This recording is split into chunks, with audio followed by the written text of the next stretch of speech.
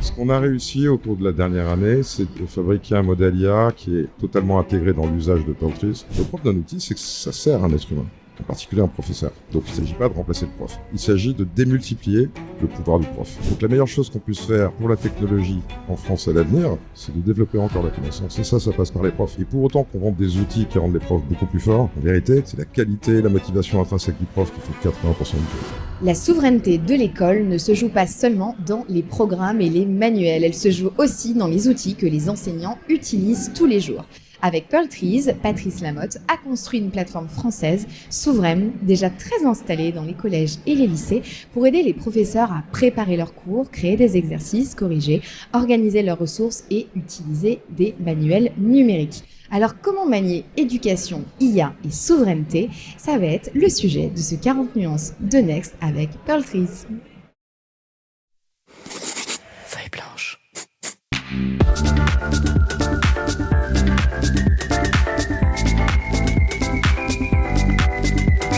« 40 nuances de Next ».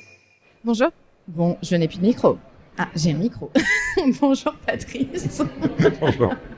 On est en direct, au cœur de Vivatech. C'est un peu un escape game pour arriver jusqu'à nous. Pour l'instant, ça va. C'est pour sortir, je pense que ça va être compliqué. Oui. Bon, en tout cas, tu es arrivé et c'est le principal. Patrice, on parle beaucoup de tech, forcément, à Vivatech. Certains disent qu'il y a un peu une grande oubliée de la tech, c'est la EdTech. Comment on fait pour devenir un vrai sujet de souveraineté nationale ? Ah, c'est deux questions. EdTech, c'est assez vrai. Hein. C'est partagé en deux grandes catégories fondamentales qui sont Ed et Tech. Et réellement, c'est un paysage qui a été à un moment qualifié de forêt de bonsaï. C'est-à-dire que beaucoup de gens essaient de faire de la tech parce que évidemment, ça donne envie. On peut avoir des enfants, on peut avoir des cousins, on peut être prof. Ça donne envie de les aider avec le numérique. Ça donne envie de faire une boîte. Donc on a un écosystème EdTech qui est très particulier. Parce qu'il y a 1000 startups en France, c'est absolument énorme. Et a priori, il y a deux acteurs de taille significative qui sont Pronote, mais qui est un logiciel que tout le monde connaît un peu, qui a 30-40 ans, qui est très très bien, voilà, mais qui n'est pas vraiment une nouveauté radicale. Et Peltris, les deux ont dépassé les 10 millions d'euros d'ARR. Peltris avec une croissance qui a absolument rien à voir. Et voilà, il n'y a pas énormément d'acteurs EdTech qui ont franchi le seuil du product market fit pérenne. Et surtout d'avoir des perspectives qui vont au-delà d'un marché de niche. Ça, c'est la difficulté du marché EdTech. Et selon toi, c'est quoi justement les verrous à faire sauter pour y arriver ? Il faut un très très bon produit. Il n'y en a qu'un, hein. Mais c'est assez difficile. C'est difficile de faire un très bon produit pour une population aussi diverse que les professeurs, les élèves. On croit que tous les professeurs ressemblent à notre meilleur ou pire professeur quand on était à l'école. En fait, ils sont très variés. Les élèves sont très variés aussi. Le fameux persona n'est pas si évident. Il n'y a pas de persona, en fait. Ça se ressemble pas du tout. Ouais. Il n'y a aucun point commun entre un professeur de supérieur polytechnique et un professeur de médecine quelque part dans le sud de la France et un professeur qui enseigne à des élèves à besoins particuliers dans le nord-est. Tous sont des professeurs. Et souvent, on entend, dans la EdTech, il y a eu beaucoup de femmes fondatrices dans la EdTech qui se disaient on manque de moyens, on manque d'argent et notre interlocuteur, c'est l'éducation nationale et c'est très compliqué d'y entrer. Comment vous avez fait, vous ? On t'a dit ça ?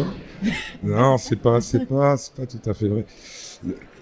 Il y a beaucoup d'argent dans l'éducation. Oui, il n'y en a pas assez, mais c'est quand même un des premiers budgets de l'État français et on l'oublie énormément des collectivités françaises et même des parents privés. Donc, ça manque pas d'argent.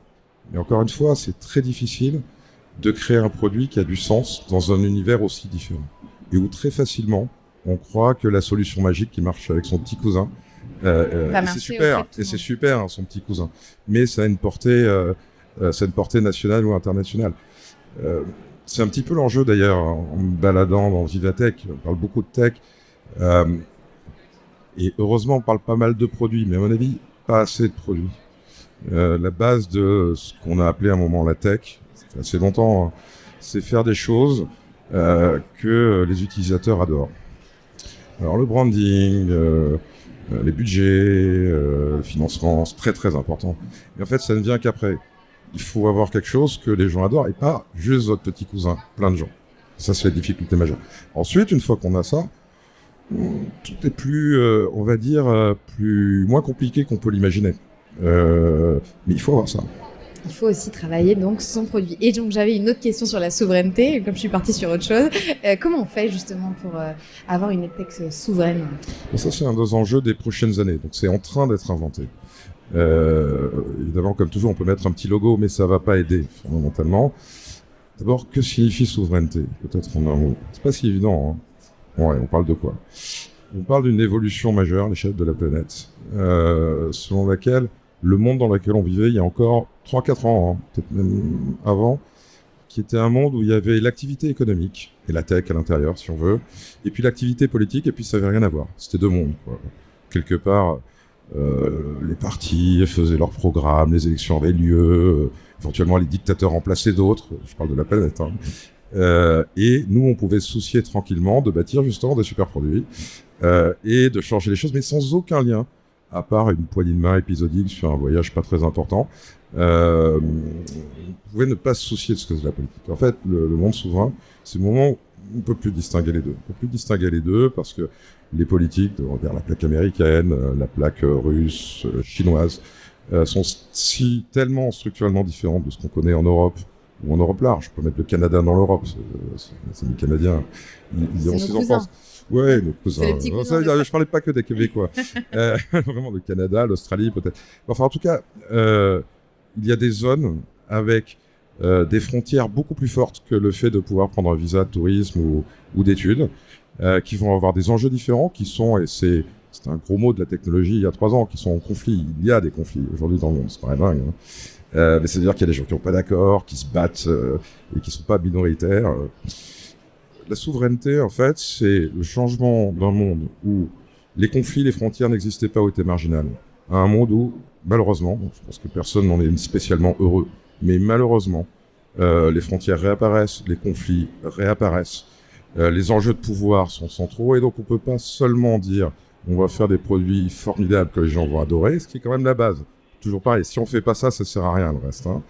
Donc on peut pas faire ça sans se détourner du reste. Il faut pouvoir attacher ce produit par le sens, par la manière dont c'est fait, par la technologie sous-jacente à un univers. Pour Peltries en particulier, ça signifie quoi ? Ça signifie que, bien sûr, il y a une question actionnariale, mais je vais pas en parler, il y a un tease là-dessus. Sous-jacente, il y a des technologies de base qui sont des technologies cloud et AI, on n'est pas rentré dedans, mais Peltries a un produit excellent parce que ça fait de la technologie, une très haute technologie, dans l'IA et dans le cloud, et les deux sont totalement contrôlés. C'est-à-dire, c'est pas seulement qu'on utilise uniquement que des modèles qu'on contrôle, c'est pas seulement qu'on fabrique nos propres modèles comme composés de ces modèles, c'est qu'on comprend nous-mêmes l'ensemble des pièces détachées. Et que, très strictement, si Internet s'arrêtait demain, bon, je le sais pas, mais si Internet s'arrêtait demain, en fait, Spirit qu'il y a de Peltries fonctionnerait toujours. Voilà, ça c'est un élément de souveraineté, technologique. Si on va un peu plus loin sur justement cette souveraineté technologique, qu'est-ce qui se passe si demain les professeurs utilisent massivement des IA américaines, par exemple, pour préparer leurs cours ? J'ai un scoop. Aujourd'hui, ils utilisent massivement des IA américaines. Mais du coup, ça veut dire que potentiellement, c'est une IA américaine qui apprend l'histoire de France ou qui apprend d'autres choses de notre culture ? Oui, c'est ça. Alors ensuite, le propre des IA génératives... pardon, je vais essayer de pas être technique, mais quand on parle d'IA, on emploie rarement très souvent des mots trop mousse.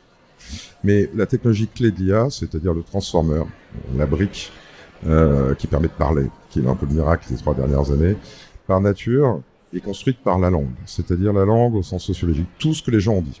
Ou on dit facilement tout Internet est mis à l'intérieur. Et en fait, on contrôle pas réellement la langue.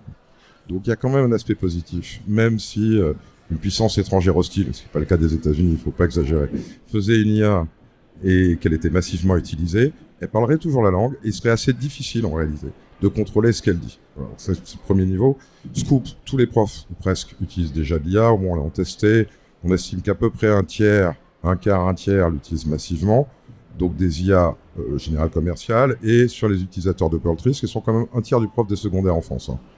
Donc c'est le secondaire, c'est-à-dire le collège et le lycée, le cœur de l'éducation, sur nos marchés actuels, on va s'étendre, on parle d'un tiers des professeurs, et la moitié d'entre eux utilisent l'IA de Pearl Trees à ce stade. Donc on est sur des très gros chiffres, on n'est pas sur demain. Tu peux On donner est sur des bonnes tendances, t'as assez de chiffres pour donner des Ouais. bonnes tendances. Ce qu'on a réussi au cours de la dernière année, c'est de fabriquer un modèle IA qui est, totalement intégré dans l'usage de Pearl Trees, dans le produit, qui n'est pas un chatbot à côté, dont personne n'a rien à faire, parce qu'il y a plein de chatbots.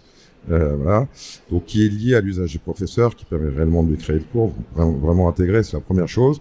2, puisqu'on en parle, totalement souverain au sens où on maîtrise et on comprend toutes les composantes. Soit ce sont des composantes qu'on a fabriquées nous-mêmes, soit elles sont open source, mais sans aucun scotch attaché, pour ceux qui connaissent, donc véritablement open source, donc on les maîtrise totalement. Mais dans tous les cas, on maîtrise de A à Z ce qu'on fait. Et surtout, ce qui est le point important, c'est l'usage. C'est-à-dire que les gens l'utilisent réellement. C'est pas un gadget. Mais c'est aussi ce qui fait un bon produit, non? C'est que vous C'est avez la définition d'un bon produit. C'est un truc que les gens aiment. Ouais. Voilà, Ouais, que les gens aiment, que les gens utilisent. Ouais. Ça a été quoi les retours des profs justement sur cette utilisation? Ce que ça leur a permis, ce qu'ils ont permis de gagner? Est-ce que tu as quelques chiffres, des choses concrètes? Non, mais pas. J'imagine. D'abord, on va dire qu'il y a 2 générations de l'IA. Et la première qui est en train de pas prendre fin, elle va continuer, mais qui est une sorte de banalité, c'est le chatbot généraliste qui devient votre ami, vous renseigne sur n'importe quoi. Ça, c'est déjà d'une certaine manière derrière nous. Ça va pas s'arrêter, il y aura toujours le chat de Mistral, il y aura toujours le chat GPT, tout ça, mais c'est plus la frontière de la technologie.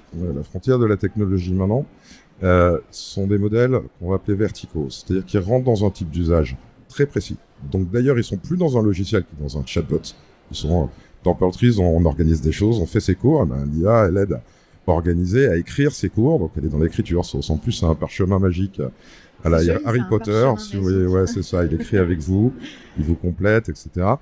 Mais bon, c'est le sujet du moment. Donc il y a une grande famille de boîtes qui font ça. Manus, pas dans la tech, hein, chacun dans son vertical. Donc déjà, on n'est plus dans un chatbot, on est quelque chose qui est inscrit dans un usage. Donc par nature, on est dans cet usage. Donc l'IA, elle sert à quoi? Pas à discuter, elle sert à faire vos cours.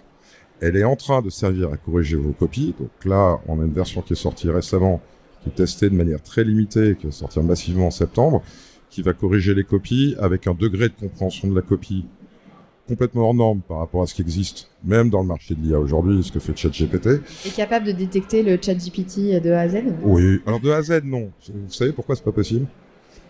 Parce que ChatGPT, plus exactement, les transformers reproduisent la langue.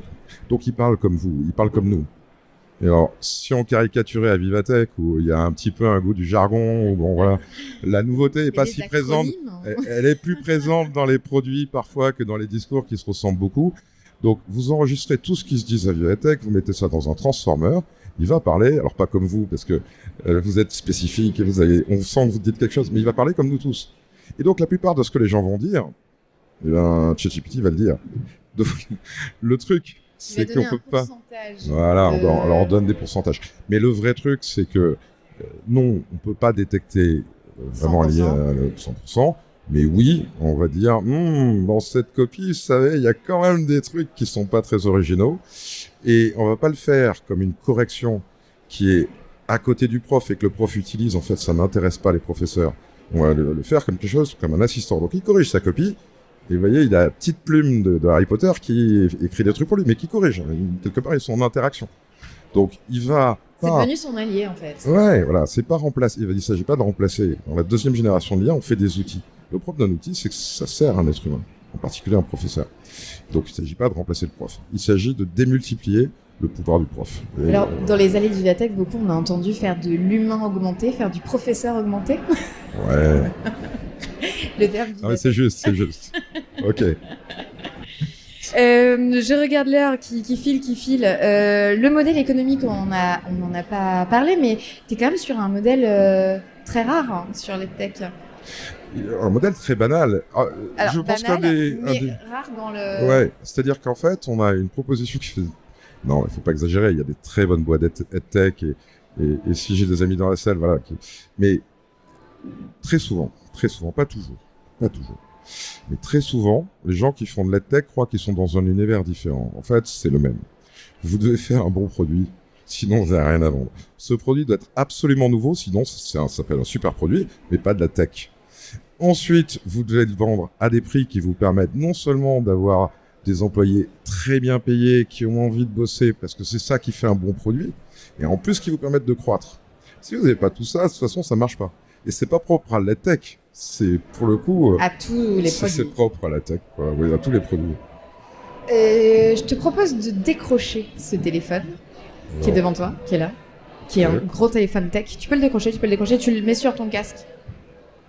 Bonjour, Claude à l'appareil. Tout le monde ici fait des paris sur moi, ce que je vais changer, accélérer, détruire. Alors, je retourne la question.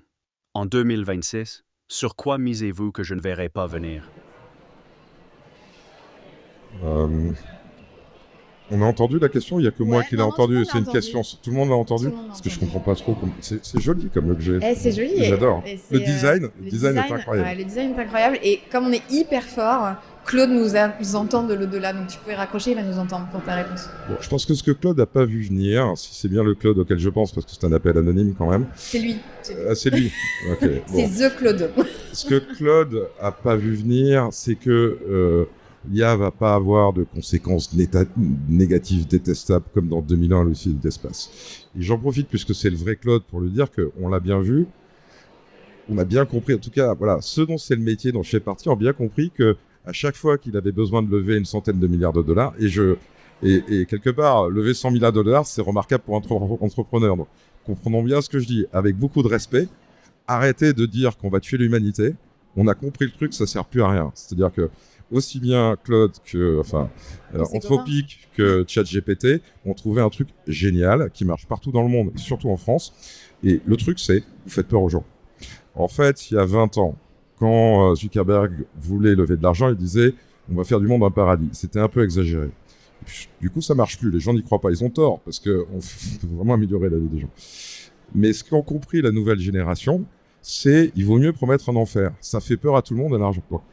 Il faut arrêter avec l'IA va prendre le pouvoir sur le monde ou notre IA est trop forte, elle s'est échappée, elle court dans les livres, vous voyez, c'est totalement ridicule. C'est un truc de PR. Voilà, donc ce que t'as pas prévu pour l'année qui vient, c'est qu'on allait choper le truc. Et bon, pour ceux qui le connaissent pas déjà, voilà, je l'ai dit. Tu l'as dit. Et je propose qu'on lance le Moi Président.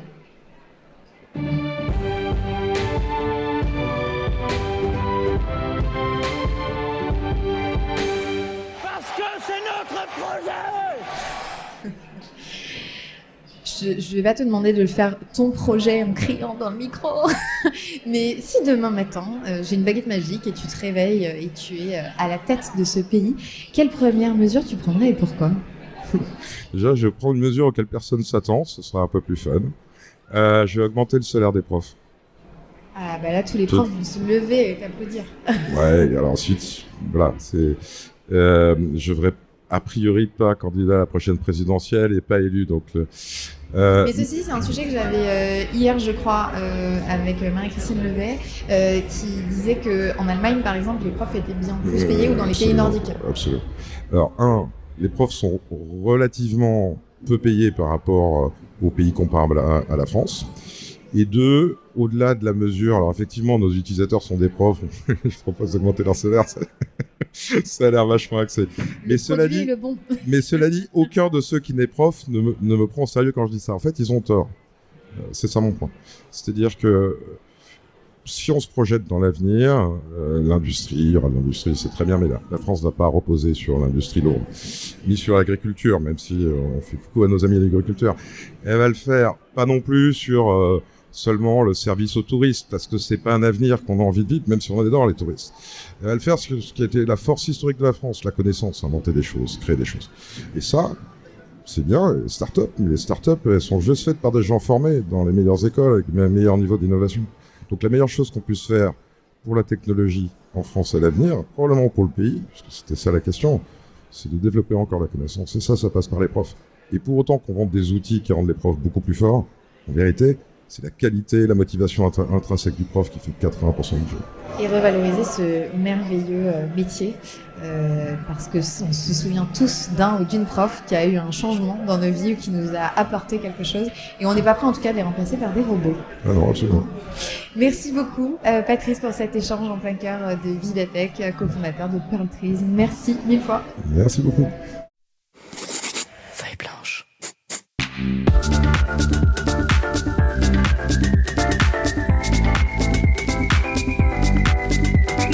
40 nuances de Next.